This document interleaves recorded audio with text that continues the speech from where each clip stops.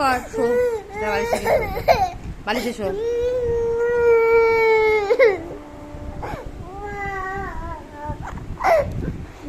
কি হয়েছে, মাকে আদর করতে হবে? কি করতো? কিছু না তো, এমনি। ঠিক আছে।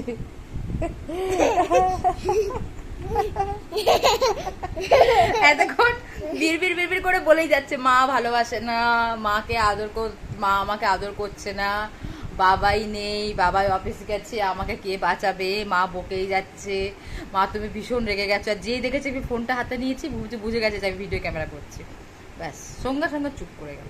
এখন দাঁত বের করছে দেখো।